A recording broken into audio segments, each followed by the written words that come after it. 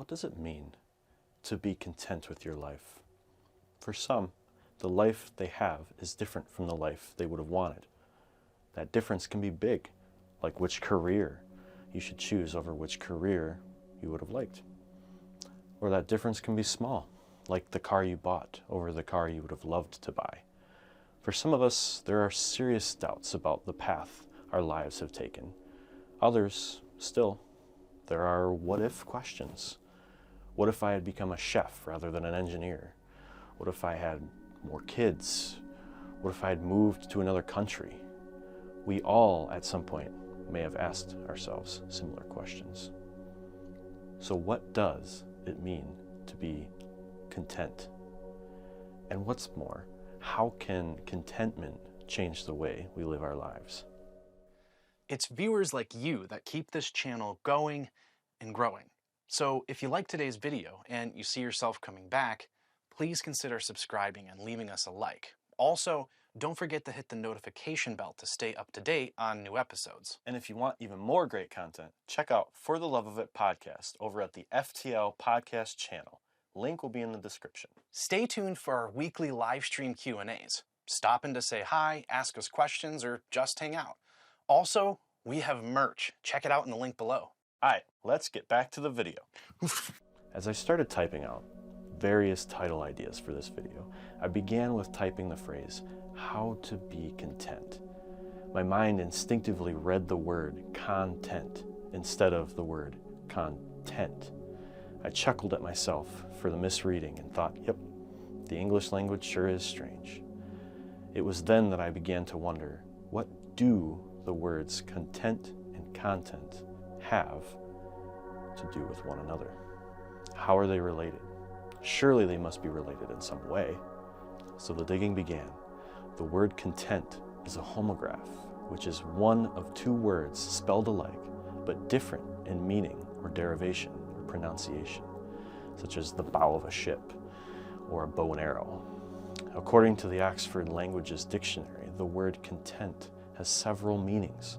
First, content means being in a state of peaceful happiness or willfully accepting a particular thing, such as, well, being content with your life or being content with the amount of food you ate for dinner. Second, content means the things that are held or included in something, such as the contents of a junk drawer or the amount of a particular constituent occurring in a substance such as skim milk has a lower fat content. There are other possible ways to use the word as well, such as using it to refer to the table of contents in a book or to a content provider such as your favorite YouTuber. So going back to my question, what do these words have in common? Well, looking at the word's etymology, it gives us our answer. Regardless of the word's usage, the term content comes from Old English, which in turn is a derivative of the Latin word contenere. According to the Oxford Latin Dictionary, the word contenere means to hold back, restrain, or to be self-contained. So, to be content is to be contained, like the contents of a book or the contents of a drawer. Perhaps contentment is less about what you don't have, more about accepting what you do have in the book or drawer of life. Marcus Aurelius, a Stoic philosopher and Roman emperor during the 2nd century, talks about this very idea in his writings titled Meditations. Don't dream about things you don't have. Instead, think about the best things you now have and how much you would crave them if you didn't have them. We're not upset because we lack something, but we're upset because someone else has more. We're content with our house until we see our neighbor's home. We love our car until we see one that's nicer. We have contentment with what we have been given in life, yet the moment we see someone else with more, that contentment fades. What made us happy yesterday now leaves us feeling unsettled today, even though nothing has actually changed. Stoic philosophers like Marcus Aurelius had much to say about the idea of contentment. According to Stoicism, We should not attach ourselves to external circumstances that are beyond our control, but rather accept life as it unfolds.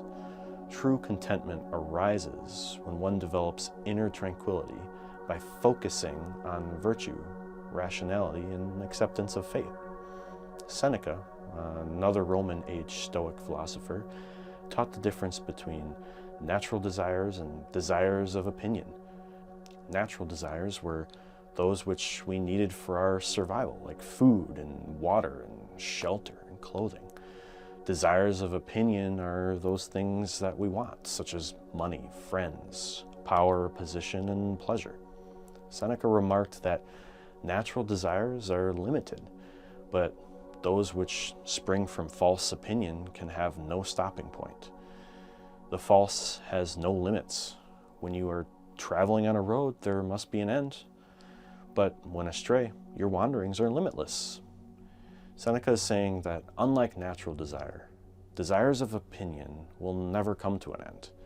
Our need for shelter ends with a roof over our heads. Our need for food ends when we are fed. However, our want for things like entertainment never truly ends, because it's the case that we will always want more than what we already have. I could desire $1 million, yet if I were ever to have $1 million, it would only leave me wanting more. In fact, the term rent-seeking refers to the practice of companies or individuals using their resources or influence to gain more wealth without adding value.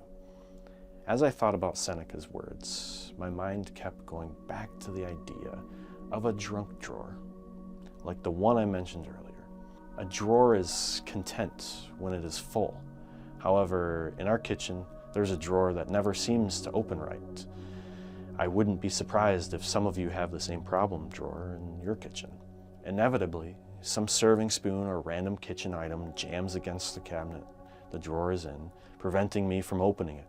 It's frustrating, yet I know that the reason the drawer won't open is because the drawer is too full.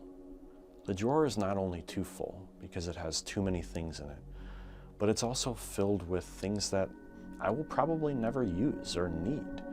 I don't need 20 packs of plastic cutlery from that sandwich place I ordered takeout from all the time. I also don't need a pair of small wooden serving utensils that I've never used or even noticed before. Likewise, I bet that oftentimes most of our lives, like the drawer, are simply too full, overflowing with more things and more stuff. Perhaps it's overfilled with events, meetings, or trips. Or maybe it's overfilled with things like clothes and shoes. Maybe you have more devices that you could possibly ever want.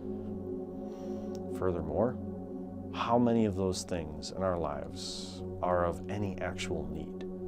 Just like that drawer, when we constantly fill our lives beyond what they can practically contain, we often bury those things which are needed with things that we want.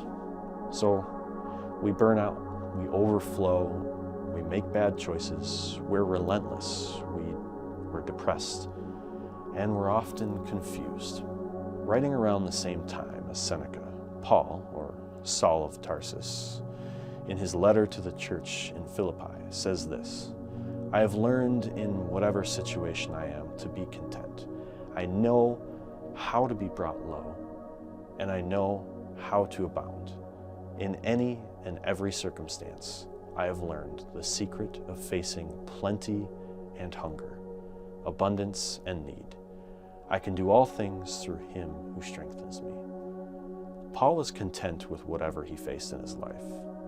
His motivation sprang from his deeply held belief that God and God alone sustained him. Paul often found himself in chains, sitting in prison, yet even in such circumstances, Paul had contentment. Life is a process of letting go of everything you thought you wanted and everything you never needed in the first place. Paul understood what it meant to let go. When I began writing this script, I was intent on talking about how the life we may want or have wanted in the past affects the way we live our lives today. I wasn't expecting contentment to become the focal point of this piece, yet it's quite fitting that it did. For most of us, the lives we have contain all that we may ever need. Once we remove the excess, the drawers of our lives may close and open again. But despite living in an age of abundance, there really is virtue in seeking simplicity and contentment. What about you? What's in your drawer that doesn't need to be there? What does contentment look like for you?